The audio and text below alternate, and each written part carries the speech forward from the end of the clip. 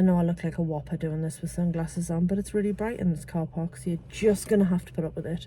I'm in a different car park because I've just been to a different cinema, for reasons I won't bore you with. But I've just been to see a Minecraft movie. Now, let me start by saying, I'm not the target audience for this film. I get that. I'm a 43-year-old woman. I've never played Minecraft in my life. I don't really understand what it is. But I'm also a mother, and I was bringing my children to see it. One for the second time, one for the first. And I wanted to just go in there with a completely open mind. First thing that stood out to me, this film is directed by Jared Hess. He is best known for 2004, I think it was, Napoleon Dynamite, which was a massive cult hit. A few years later, he directed Nacho Libre, starring Jack Black. So this Minecraft movie sees him partnered with Black once again. So that gave me a little bit of hope that it might be a little bit interesting, because at least it had a decent indie oddball director. The first thing that comes to mind, or the first word that comes to mind if I was to sum up the film, is silly. It's really silly. And if you lean into its silliness and just let all the nonsense wash over you, it's pretty entertaining. So plot-wise, because there kind of is one, Steve, played by Jack Black, he discovers the Minecraft world. He goes to live there and builds all his dreams. There's something to do with an evil pig, and he gets imprisoned. There's a dog called Dennis who's actually a wolf. Yeah, I mean, this is what I've just sat and watched it, and it's not that it was complicated, but does the plot matter all that much? So Steve's imprisoned. The real world, our world, is under threat, and it is up to 4 human misfits who get pulled through a portal to save the day. Now, the human misfits are played by Jason Momoa, Danielle Brooks, Emma Myers, and I guess a relative newcomer called Sebastian Hansen, I think his name was. Emma Myers and Sebastian Hansen play brother and sister, Natalie and Henry.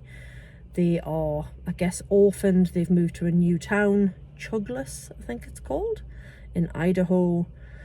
Their mum has died, and apparently it was her dying wish for them to come and live in this weird little town in Idaho. Just a bit of a shady last wish to leave your children to go and live in a weird little town, but there they are.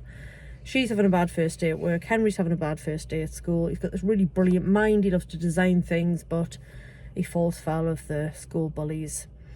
And then, yeah, suddenly they're in this world, along with a former video game champion, played by Jason Momoa, and the real estate agent who sold them the house, who also has a side hustle with a mobile zoo. Do you see what I mean? It sounds like I'm on glue describing the plot of this film. I think the most entertaining thing for me about this film was Jason Momoa. I'm not a woman who loses my mind over the notion of him. Yes, the first thing I saw him in was Game of Thrones all those years ago. Yes, I understand that his look is very appealing to some women. I'm not one of them. I'm sure he's a very nice man. And what this showed me is that he's very, very capable of not taking himself seriously. So he plays a man who won a video game championship in 1989 and has basically traded on that forever. He likes metal, he likes video games, he's got long hair, and he looks quite silly. So yeah, he was probably my favourite thing about the film. I've now got 3 teenage girls about to get into my car, so you're going to have to hold the phone there. Never paused a video mid-record, so I've got absolutely no idea what it's going to look like when I watch it back. I'm now stood outside of a swimming pool's industrial fans. What was I saying? Jason Momoa is really silly. He's like rock god, pink leather jacket with tassels. He's got a bit of a paunch on him, and he just takes himself far too seriously, and that's really entertaining to watch. Jack Black is, guess what? Jack Black. Over the top, big beard, bursts into song quite a lot. And that was where the film's main source of comedy came from, was those two.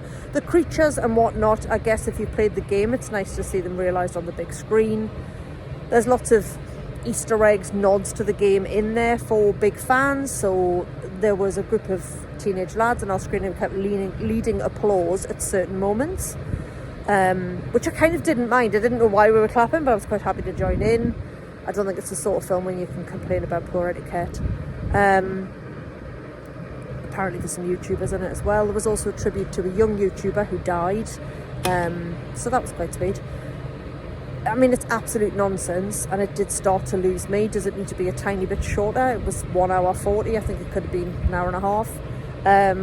But it's a fight. It's good versus evil. It's Jack Black singing. It's Jason Momoa being silly and taking himself too seriously, or sending up somebody who takes himself too seriously.